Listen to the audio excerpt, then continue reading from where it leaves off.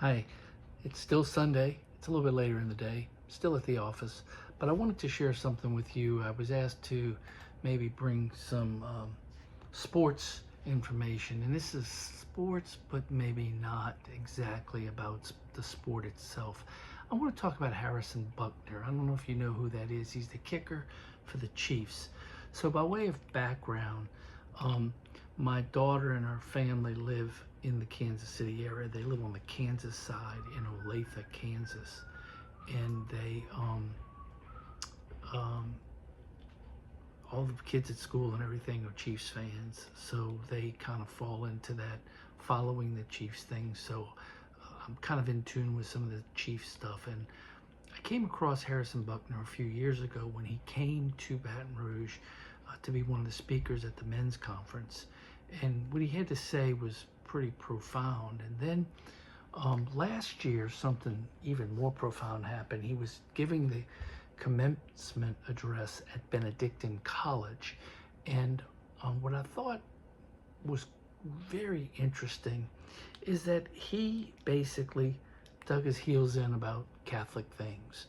He said that he wanted to counter the diabolical lies that the graduates had been told, and he wanted to talk to them about vocation.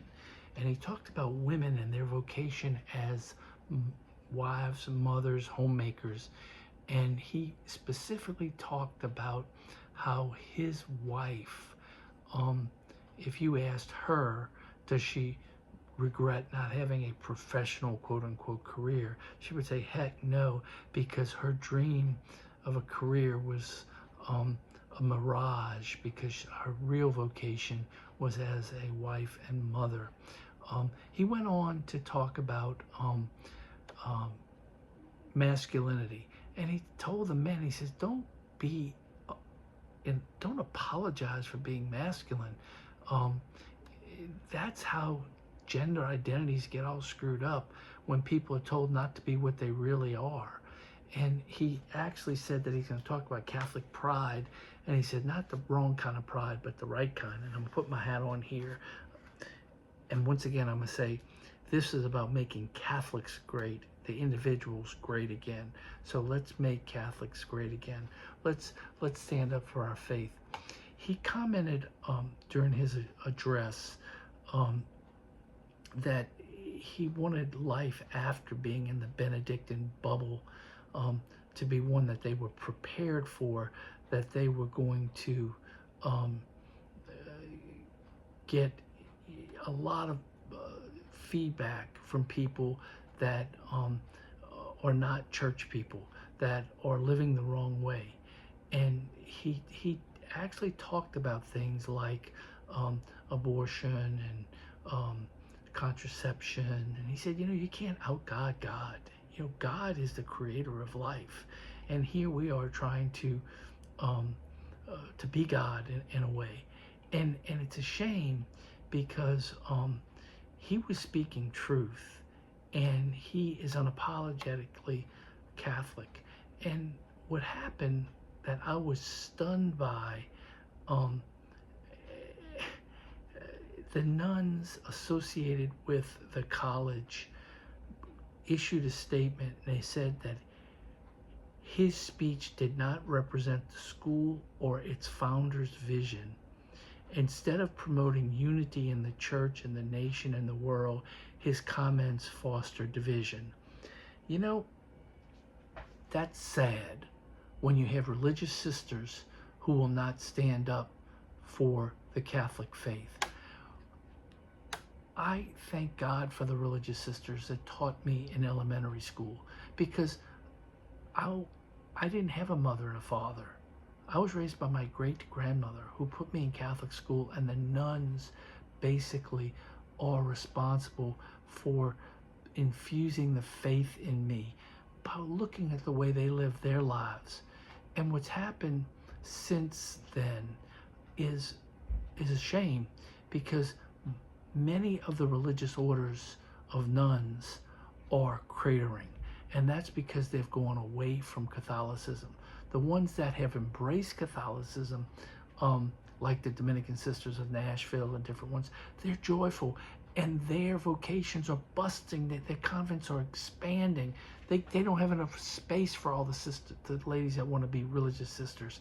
That's because they're faithful to the Catholic Church and the Catholic faith, and they understand that Christ is their bride, and they love it, and they're so joyful.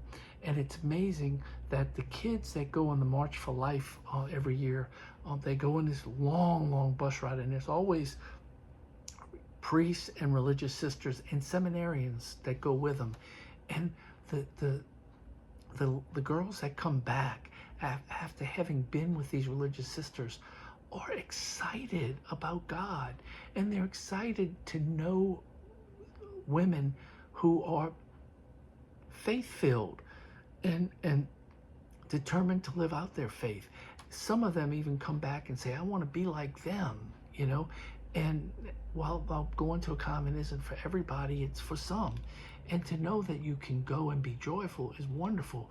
When nuns like this say that things that are said that are totally in conformance with what the church teaches, and say that that's not consistent with our vision, that is wrong. And that's why a lot of those religious orders have failed. The religious orders that the sisters that taught me were had many nuns, and now I saw a little reunion picture, and there were 6 of them. They're not able to get any new vocations because they have nothing to offer, and it's a shame. So I wanted to talk about Harrison Butker. Now, I wish that everybody would just Google Harrison Butker, read his speech, and be aware that there are sports figures that are faith-filled, that are true to their character. And it's not just about, them, and all the, fluff that goes around with being a successful professional athlete. And pray for him, because he's attacked by a lot of people because he stands firm on his faith. So that's the Sports Minute today about Harrison Butker, the kicker for the Kansas City Chiefs. You pray for me, I'll pray for you. God bless everybody.